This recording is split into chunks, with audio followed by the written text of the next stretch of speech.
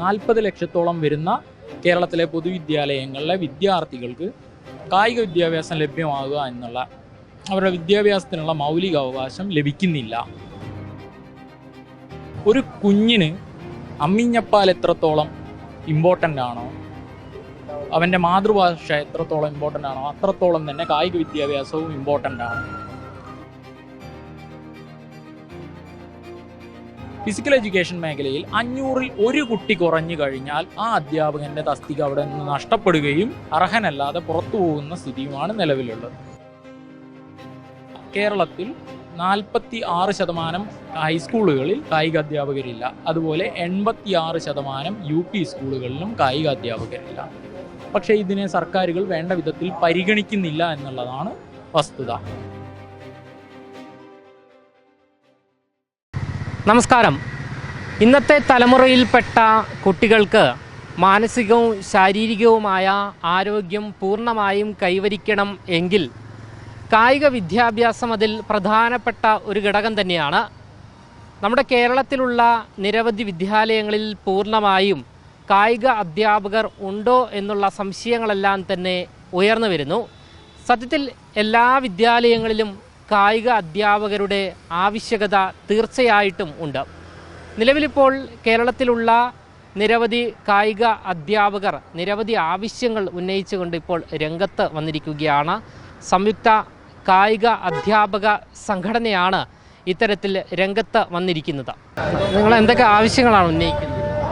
നമ്മൾ physical education മേഖലയിലെ വിദ്യാർത്ഥികളും അതുപോലെ പ്രൈവറ്റ് മേഖലയിൽ വർക്ക് ചെയ്യുന്ന ആളുകളെയും സംയോജിപ്പിച്ചുകൊണ്ട് അവരുടെ ഒരു സംഘടനയ്ക്ക് കീഴിൽ കൊണ്ടുവരിക എന്ന ഉദ്ദേശത്തോടു കൂടിയാണ് ഫിസിക്കൽ എഡ്യൂക്കേറ്റഡ് സ്റ്റുഡൻസ് കോൺഫെഡറേഷൻ എന്ന സംഘടന 2019 ആരംഭിച്ചത്.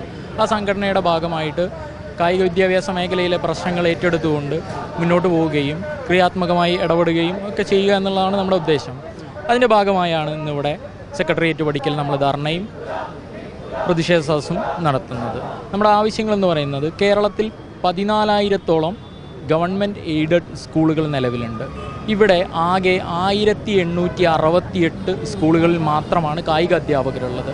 മറ്റ് സ്കൂളുകളിലെ വിദ്യാർത്ഥികൾ 40 ലക്ഷത്തോളം വരുന്ന കേരളത്തിലെ പൊതുവിദ്യാലയങ്ങളിലെ വിദ്യാർത്ഥികൾക്ക് കായിക വിദ്യാഭ്യാസം ലഭ്യമാകുക എന്നുള്ള അവരുടെ വിദ്യാഭ്യാസത്തിനുള്ള മൗലിക അവകാശം ലഭിക്കുന്നില്ല. ഈ ഒരു സ്ഥിതി മാറണം. ഒരു കുഞ്ഞിന് അമ്മിഞ്ഞപ്പാൽ എത്രത്തോളം ഇമ്പോർട്ടൻ്റ് ആണോ, അവൻ്റെ മാതൃഭാഷ എത്രത്തോളം ഇമ്പോർട്ടൻ്റ് ആണോ, അത്രത്തോളം തന്നെ കായിക വിദ്യാഭ്യാസവും ഇമ്പോർട്ടൻ്റ് ആണ്. കായിക വിദ്യാഭ്യാസം മുഴുവൻ വിദ്യാർത്ഥികൾക്കും ലഭ്യമാക്കുക എന്നുള്ളതാണ് നമ്മുടെ പ്രധാന അജണ്ട. അതുപോലെ തന്നെ നിലവിൽ UP സ്കൂളിൽ 500 കുട്ടികളുണ്ടെങ്കിൽ മാത്രമാണ് ഒരു കായിക അധ്യാപകന് നിയമനമുള്ളത്. ഈ കായിക അധ്യാപകർ അതുപോലെ മ്യൂസിക്, ഡ്രോയിങ് തുടങ്ങിയവയെല്ലാം സ്പെഷ്യലിസ്റ്റ് തസ്തികയിലാണുള്ളത്. ഈ സ്പെഷ്യലിസ്റ്റ് തസ്തികയിൽ വരുന്നത് 500 കുട്ടികളുണ്ടെങ്കിൽ ഒരു അധ്യാപകനെ നിയമിക്കാം. ഈ സ്ഥിതിയിൽ ഏതെങ്കിലും ഒരു അധ്യാപകൻ അവിടെ ഉണ്ടെങ്കിൽ, സ്പെഷ്യലിസ്റ്റ് തസ്തികയിലുള്ള ഏതെങ്കിലും ഒരു അധ്യാപകനുണ്ടെങ്കിൽ അവിടെ കായിക അധ്യാപകനെ നിയമിക്കാൻ പറ്റില്ല. ഒരു സ്പെഷ്യലിസ്റ്റ് അധ്യാപകനെ നിയമിക്കാൻ പറ്റുള്ളൂ. മറ്റ് വിഷയങ്ങൾക്ക് 250 കുട്ടികൾക്ക് ഒരു അധ്യാപകൻ എന്നുള്ള റേഷ്യോയിലാണ് നിയമനം നടക്കുന്നത്. 40 കുട്ടികൾ വരെ ആ സ്കൂളിൽ നിലവിലുണ്ടെങ്കിൽ ആ അധ്യാപകനെ അവിടെ പ്രൊട്ടക്റ്റ് ചെയ്യുകയും ചെയ്യും.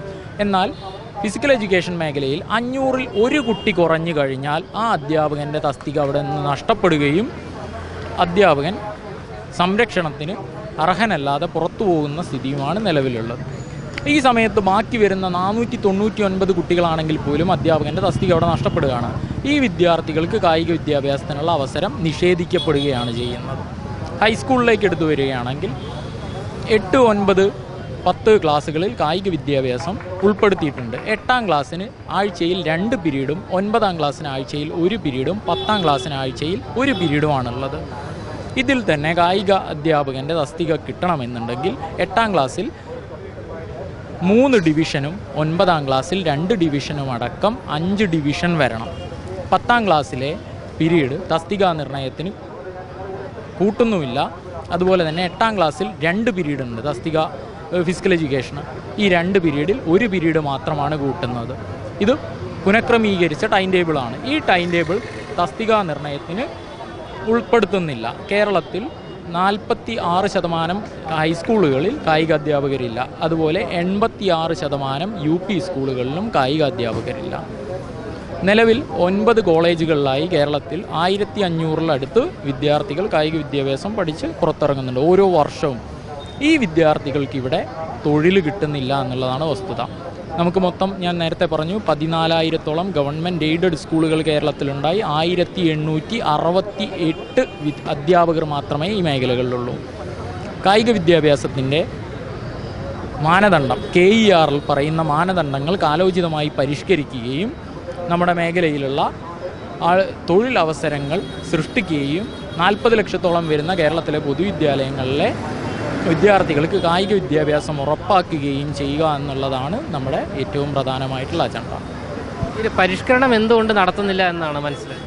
പരിഷ്കരണം 1959 മുതൽ ഇറങ്ങിയിട്ടുള്ള KER Kerala education act rule പ്രകാരമുള്ളതാണ്.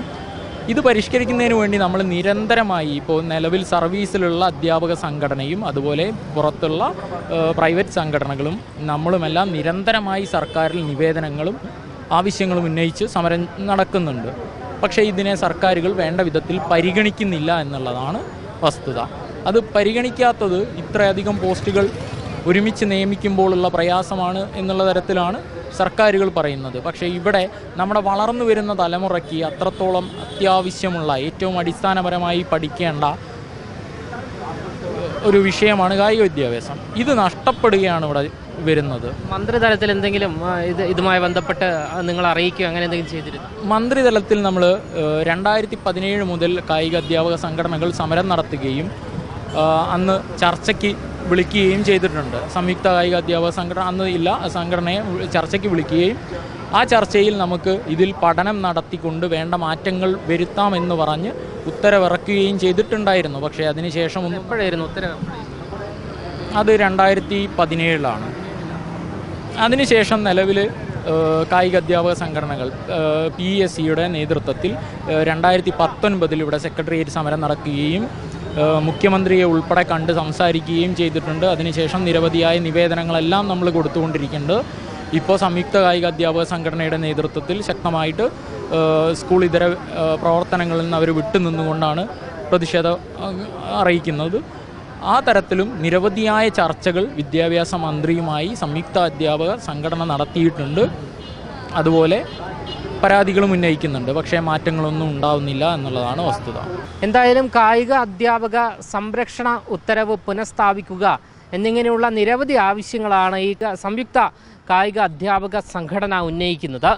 Cameraman Akhil അശോകിനൊപ്പം അമൽ രുദ്ര, മറുനാടൻ മലയാളി, തിരുവനന്തപുരം.